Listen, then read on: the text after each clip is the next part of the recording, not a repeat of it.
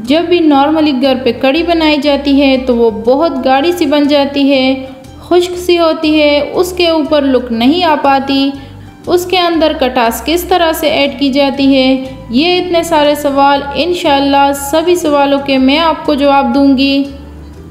ऐसी लोग, ऐसा करारापन, ऐसी खटास आएगी कि इंशाअल्लाह आपको मज़ा आ जाएगा।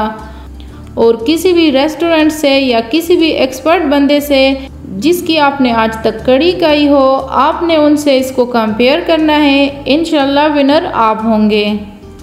चले रेसिपी शुरू करते हैं। अल्लाहुम्मा सल्ली अला सय्यिदिना मुहम्मदिन वाला आलिहि वसल्लम। अस्सलामु अलैकुम एवरीवन, कैसे हैं आप सब? उम्मीद करती हूँ खैर खैरियत से होंगे। यहाँ पे मैंने 1 किलो दही लिया है, जिसको मैंने कल का रखा हुआ था ताकि थोड़ा सा खट्टा हो जाए। इसी से आपकी कड़ी के अंदर खटास आती है। इसमें मैंने दूध वाली मलाई भी डाली थी ताकि मक्खन भी थोड़ा सा बन जाए, क्योंकि मक्खन वाली कड़ी का अपना ही टेस्ट होता है। तो सबसे पहले दही को ब्लेंडर में डालेंगे, साथ हाफ कप बहुत ज़्यादा गर्म पानी ऐड करें और ब्लेंड कर दें। अब इस लस्सी को किसी पैन में डालेंगे और बर्फ़ ठंडा पानी डालें ताकि जो मक्खन बना है वो एकदम से जम जाए।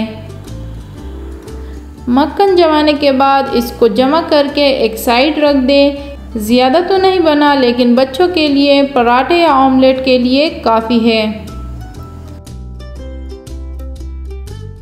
अब इस लस्सी को अगेन ब्लेंडर में डालेंगे और इसमें बेसन डालेंगे 4 टेबलस्पून। बेसन से कड़ी बहुत अच्छी तरह से गाढ़ी हो जाती है, टेस्ट भी बहुत मज़े का आता है। बेसन नहीं है तो मकई का आटा भी डाल सकते हैं। मसाले डालेंगे इसमें नमक 1 टीस्पून, कुटा धनिया 1 टेबलस्पून, सालन मसाला 1 टेबलस्पून, हल्दी 1 टीस्पून, गरम मसाला ½ टीस्पून और कुटी लाल मिर्च ½ टीस्पून। यह भी ब्लेंडर में डाल दें। इसके अलावा 1 टमाटर भी काट के डाल दें। अब इन सारी चीज़ों को ब्लेंड कर दें। लहसुन भी साथ में डालना है। लहसुन डालेंगे 1 टेबलस्पून। अब एक कढ़ाई में ये मिक्सचर डाल दें और चम्मच से मिक्स करते रहना है। याद रखें कि जब तक ये बॉईल नहीं होता, इसको मुसलसल चलाते रहना है। 1 सेकंड के लिए भी चम्मच को रोकना नहीं है, वरना कड़ी ख़राब हो सकती है और पट जाएगी। दरमियानी आंच पे इसको उबाल आने तक पकाना है। जब उबाल आ जाए तो चम्मच चलाना छोड़ दें और इसको पकाने के लिए रख दें।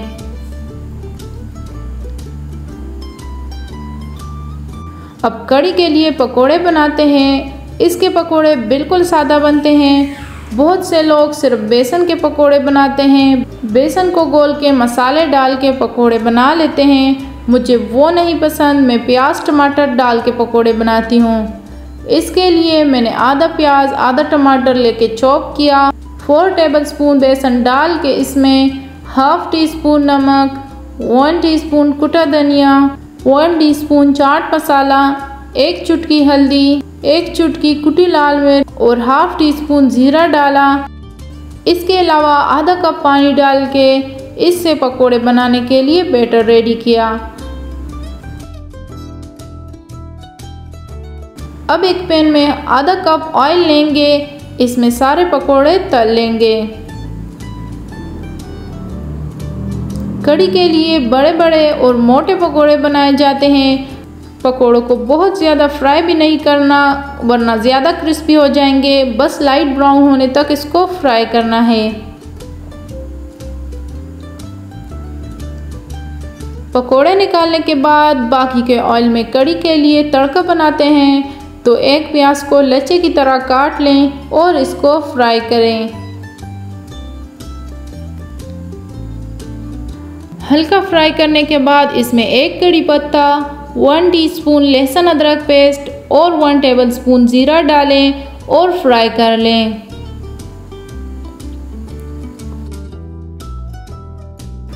प्याज ब्राउन होने पर इसमें हरी मिर्चें डाल दें। हरी मिर्चों की जगह जो सूखी सुर्ख मिर्चें होती हैं वो भी डाल सकते हैं। मुझे बाज़ार वाली अच्छी नहीं लगती, मैंने घर की मिर्चें सुखाने रखी हुई हैं। इंशाल्लाह नेक्स्ट रेसिपीज़ में वही यूज़ करूँगी। कड़ी की कंसिस्टेंसी बिल्कुल परफेक्ट है। अब इसमें पकोड़े डालेंगे। 2 मिनट के बाद जो तड़का बनाया था वो डाल के फ़ौरन से ढक्कन बंद कर दें और इसको 5 मिनट के लिए दम पे रख दें। 5 मिनट के बाद देखें कड़ी बिल्कुल रेडी है। माशाल्लाह क्या लुक आई है और ऊपर जो तरी है उसकी तो क्या ही बात है। चले टेस्ट करते हैं। थोड़ा सा पकोड़ा तोड़ के कड़ी खाते हैं।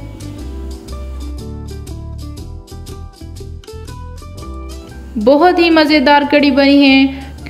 मैंने इसके साथ प्लेन वाइट राइस बनाए हैं।